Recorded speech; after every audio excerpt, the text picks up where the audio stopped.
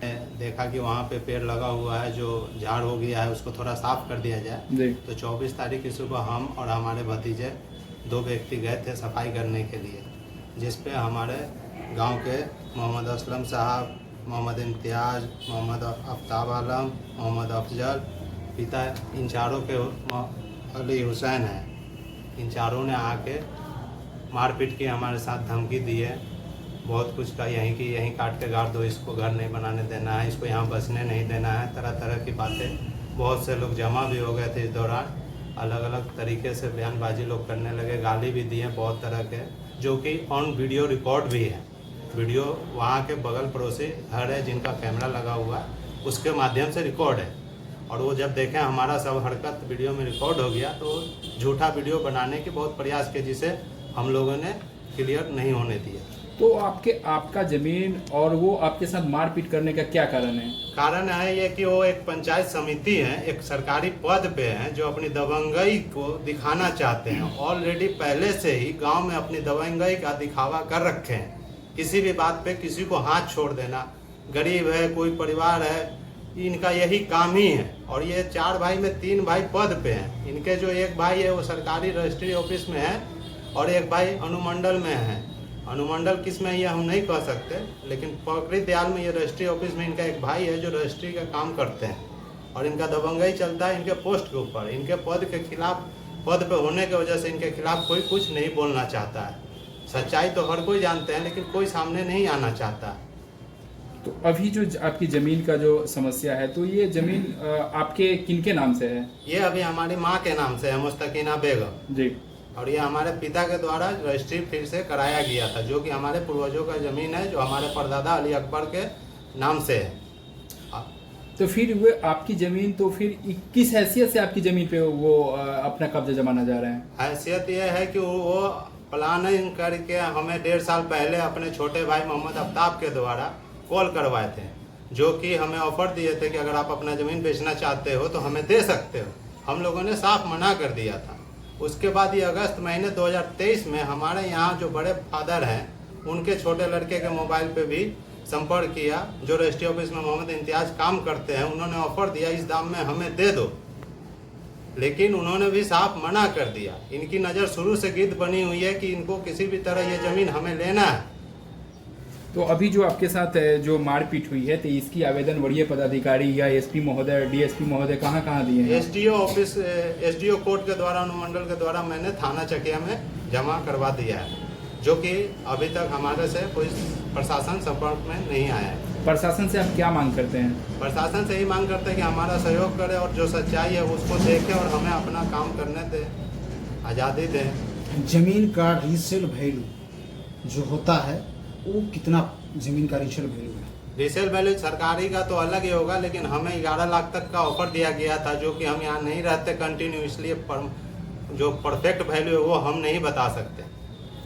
वो जो आपके जो विपक्षी हैं वो क्या क्या दावेदारी कर रहे हैं और क्यों जो आप पर इस तरह के प्रतिबंध लगाया जा रहा है? दावेदारी है कि उन्होंने 420 के तहत रजिस्ट्री करवाई है किसी पुराने पटीदार के थ्रू, जो हमारे अभी दादा के नेटवर्क में नहीं, परदादा के किसी खानदान से उन्होंने फर्जी रजिस्ट्री करवा के उन्होंने सोचा इसे हम हासिल कर लेंगे। और वो उसी डेट का रजिस्ट्री करवा जिस डेट का हमारा रजिस्ट्री हुआ। उसके बाद सीओ आए, वेरीफाई किए, ज़मीनी स्तर से पूछताछ करके सिग्नेचर बयान के थ्रू गांव वाले से करके हमारे दाखिल खारिज में दिया हमारी माँ के नाम से। जमीन किसके दखल कब्जा में? दखल कब्जा में हमारे ही है। परिचय बताइएगा। मोहम्मद अफरोज, पिता का नाम मोहम्मद मुस्लिम। घर कहाँ हुआ? घर हुआ देवपुर, थाना चकिया।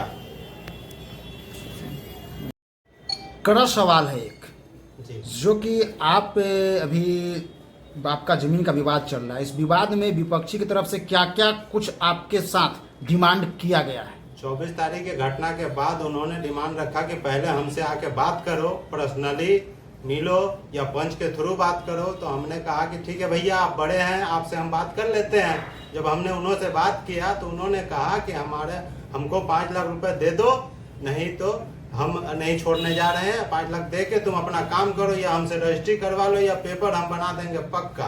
जब ये बात मैंने पंचों को कुछ लोगों से संपर्क करवाया, फोन करवाया, तो उन्होंने पंचों को कहा कि नहीं, हमारा 3 लाख रुपए खर्चा हुआ है, हमको वो 3 लाख दे दे, वरना कोई भी नतीजे के लिए वो तैयार रहे।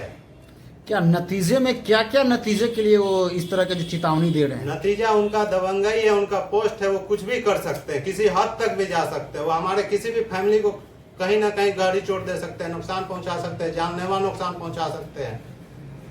वो कैसे प्रवृत्ति के हैं? जी, वो कैसे प्रवृत्ति के हैं?